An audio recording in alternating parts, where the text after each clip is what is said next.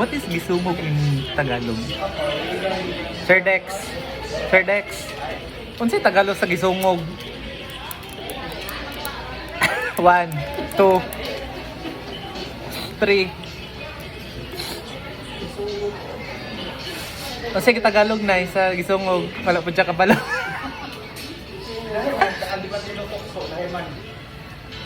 Lahi man ng tukso. O tukso layo ano. O murag nana na. Para akong inasar kanina. Murag yung nana, murag asar.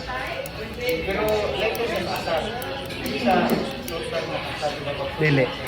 O basta murag yung nana ra siya.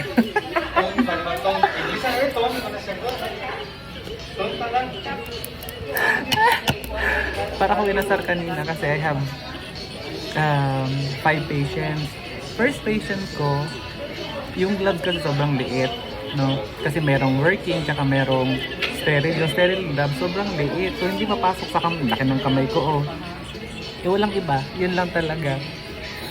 So na-delay ako doon sa first ko kasi naka-central, no? Naka-CDC. Yung sa mga sa dialysis patients, kung may nakikita kayo ng mga catheter, no? Dito, tsaka sa baba, yung mga followers ko na hindi familiar ha. Kasi sa mga friends ko dito na iba na nurses, of course, alam nila yan, yung mga medical catheter. Lipat tayo dito. Bulok tong phone na to. Naubos. Ubos ang storage. Anyway, sabi ko, marami akong followers na nasa 50 and above, no? So yung mga hindi familiar sa sa dialysis, kanina basta gisungog ko. Ay nako. Basta nagpatong-patong yung patients ko. Kasi mabilis ako nag-start. So, especially pag ang simula ko is yung catheter, pangalawa, pangatlo, pang-apat, pang-lima, puro tusok. Yung sa mga hindi familiar ha, yung tinutusok sa dialysis, yon. Mabilis ako mag-start, 5 minutes, kaya kong kaya kong talunan ang patient. Nag-start ako 5 minutes doon sa patient, then talon na kagad ako 5 minutes. So imagine, patong-patong sila. Tapos yung second patient ko, ABF, tusok, no? Tusok. Nag-bleed. Nag-bleed. So nag-delay na ako sa pangalawa, nag-bleed ako, nag-delay na naman ako sa pangatlo. Yung pangatlo ko, nag-bleed ulit. Nag-bleed ulit. So nag-bleed siya, pinadelay na naman yung pang-apat ko. Yung pang-apat ko hindi pa na-return.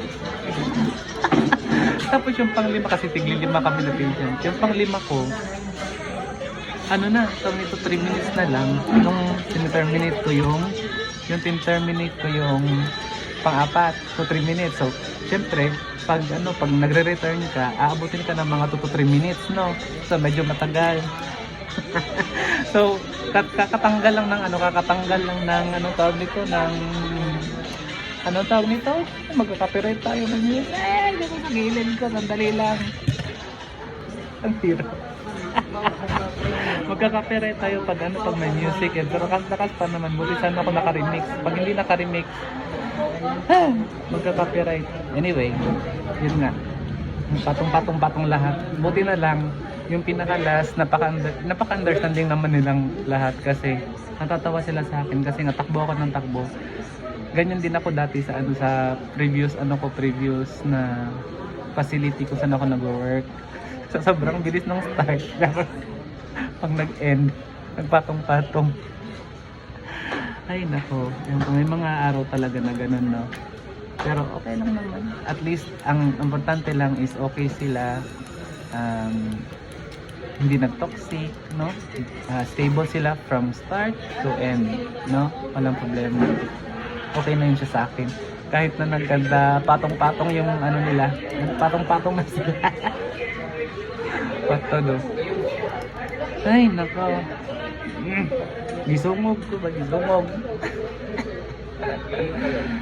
Ay nako, anong oras na? 11 o'clock. Kanina pa ako natapos 10:30, no? 10:30 dapat tapos na ako lahat. Di ba nagpatong-patong. Natapos ako ng 10, parang 10:50 kasi nga nag-bleed. Una, yung sa gloves. Pangalawa, nag-bleed. Pangatlo, nag-bleed. Diyos ko po.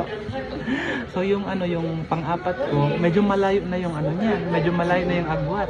Kasi nga, nag-bleed yung pangalawa at saka pangatlo. Yung pang-apat ko, siguro 10 minutes na, sobra. Tapos, nag-antay pa ng plus 10 minutes yung ano ko, yung last ko. Diba? Tapos, yung sa last ko, hindi pa talaga ako nakaprepare. Anyway. Ganun talaga ang life. Sige lang.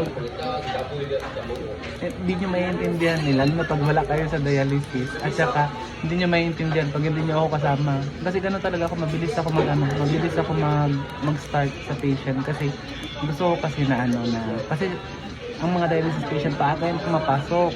Sobrang aga nilang dumadating sa unit. So gusto ko na makauwi sila ng maaga. Yun yung reason ko kung bakit minamadali ko yung pag-start ko. Anyway, mamaya na magkukwento kasi mag-charting pa ako, maggagawa pa ako ng rounds. Actually nagawa ko na yung akin na lang, hindi ko pa nagawa. I love you all guys. See you later. Bye!